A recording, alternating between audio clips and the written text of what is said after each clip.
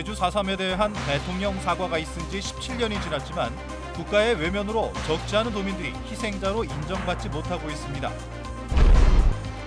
대규모 개발 사업과 규제 완화의 부작용이 커지는 가운데 국제자유도시의 방향을 재검토하는 논의가 시작됐습니다.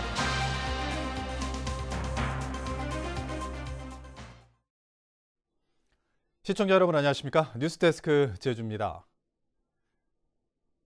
지난 2003년 노무현 대통령이 제주를 찾아 제주 4.3 유족과 도민들에게 과거 국가 권력의 잘못에 대해 공식 사과했던 그 감격스러운 순간을 기억하실 겁니다.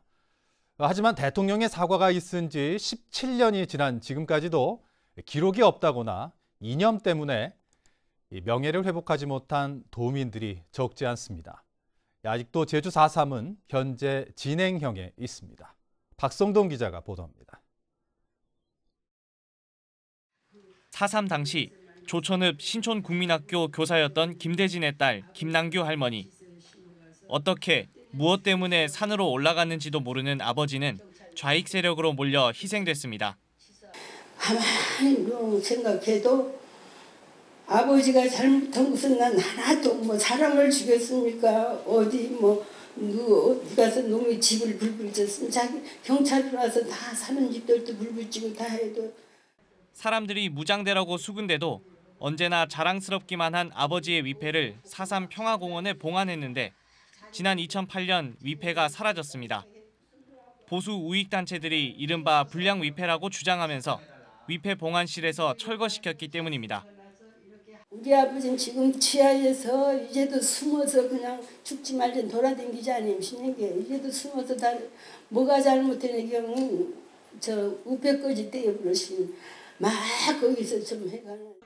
또 다른 4.3 희생자 강양자 할머니.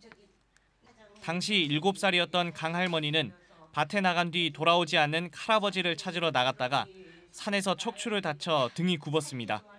온몸이 피투성이고 할머니도 너무너무 놀라고 겁나서 죽었는지 살았는지 몰라서 저기 죽으면 안 된다고 지 아버지 꼭 찾는 날까지 얘가 살아있어야 할 텐데. 하지만 4.3 후유 장애인으로 인정받지 못했습니다. 4.3 때 희생된 유족이라는 사실을 평생 숨기고 살아 어디에도 기록을 남기지 않았기 때문입니다. 학교 가면 너 사람들 너 무사용 병신 대신에 묻거들랑 저기 산에서 그냥 놀다가 이렇게 굴러 떨어졌다는 얘기만 하라고. 명예 회복이 될 때까지 희생자 신청을 멈추지 않겠다는 이들. 이념 때문에 혹은 기록이 없어서 국가로부터 소외된 희생자 문제는 여전히 4.3의 그늘로 남아 있습니다. MBC 뉴스 박성동입니다.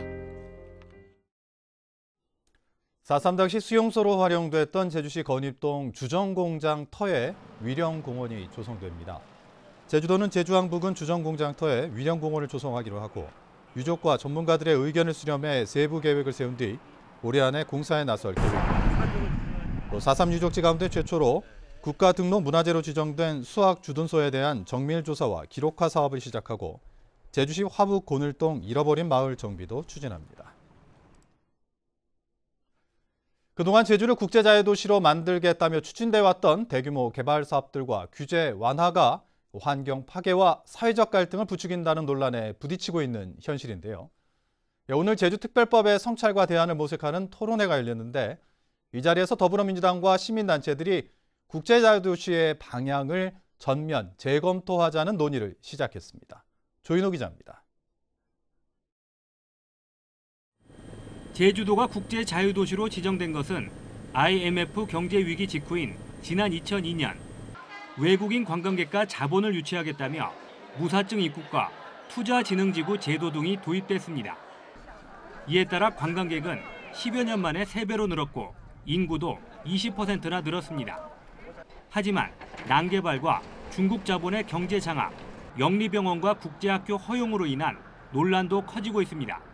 문제는 이제 FTA라든지 여러 가지 이미 개방화된 경제 체제에서는 더 개방하겠다, 더 탈규제하겠다는 것은 사실상 큰 매력들이 없습니다. 지역에 대한 어떤 경제 효과는 미미한 반면에 오히려 자본 유출로 이어지는 등 지역 발전을 오히려 저해하고 있습니다.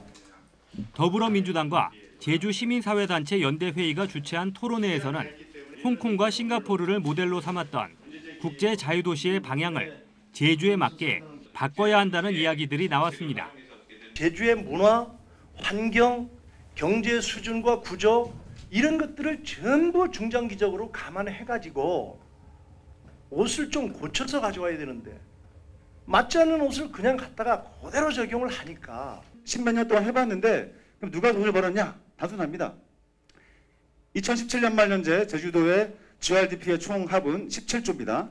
그런데 롯데면세점, 신라면세점, JDC 면세점 합치면 1조 5천억이 넘습니다. 문재인 정부가 2022년까지 제주의 새로운 자치분권 모델을 완성하겠다고 공약한 가운데 그 핵심인 국제자유도시의 궤도도 수정될지 주목됩니다. MBC 뉴스 조인호입니다. 제주대학교에 약학대학이 신설됩니다. 교육부는 제주대와 전북대를 2020학년도 약학대학 신설대학으로 최종 선정했습니다. 제주대는 약대 지원 의지가 강하고 부속병원 등을 통한 실습과 교육 여건이 잘 갖춰져 있다는 평가를 받았습니다. 제주대는 이에 따라 내년부터 약대 신입생 30명을 선발하게 됩니다.